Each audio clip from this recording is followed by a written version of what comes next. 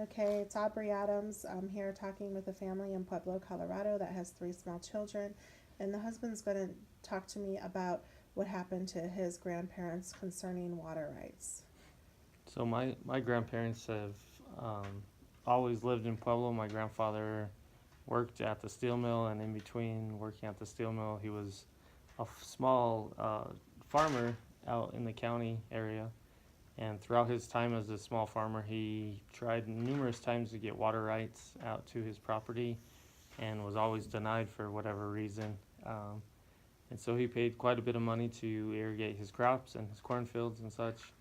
And it since the legalization of marijuana, the field that my grandfather used to cultivate, has since been purchased, and almost immediately after purchasing it, it was from a marijuana company.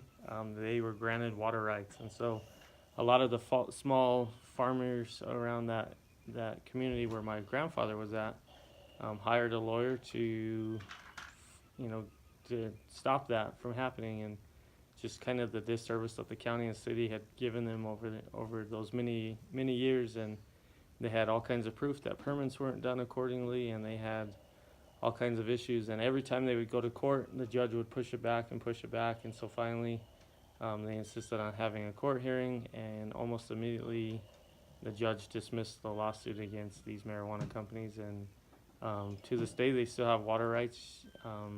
Where my grandfather used to live turned into 7 or 8 different marijuana farms, whereas it used to be small farms that would do alfalfa and corn, and so it's completely changed that area.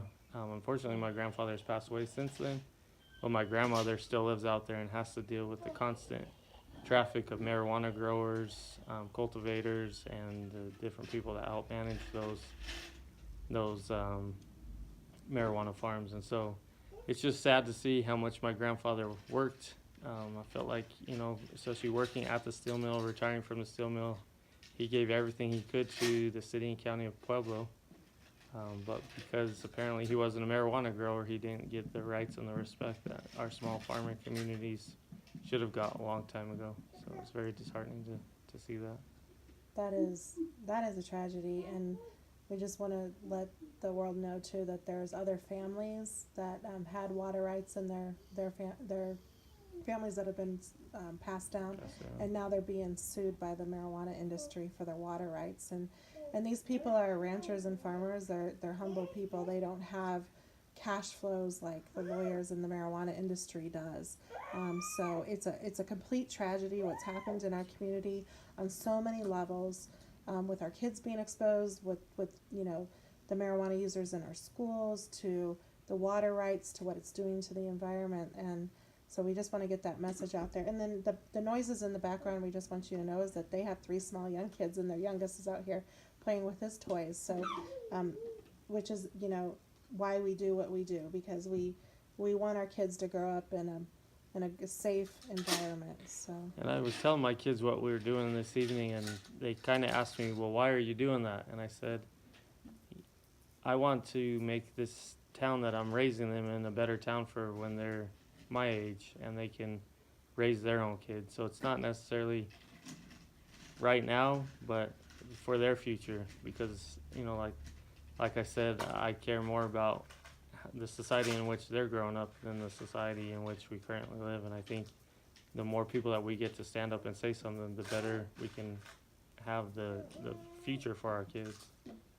That's such a good point. And so, if you are interested in speaking out like this nice couple is doing with me today, I hide your identity, do everything I can. But the more of us that come forward and speak out, the better we can communicate to the world of what's happened here in Colorado, especially Pueblo, Colorado. The heart of Pueblo is good, joyful, hardworking people that are faith driven and serve one another very well. And we've had a lot of out of state people come here and pretty much take over our town, and our voices are being silenced. So we hope and we wish that we can get the old Pueblo back. Yeah. Yeah.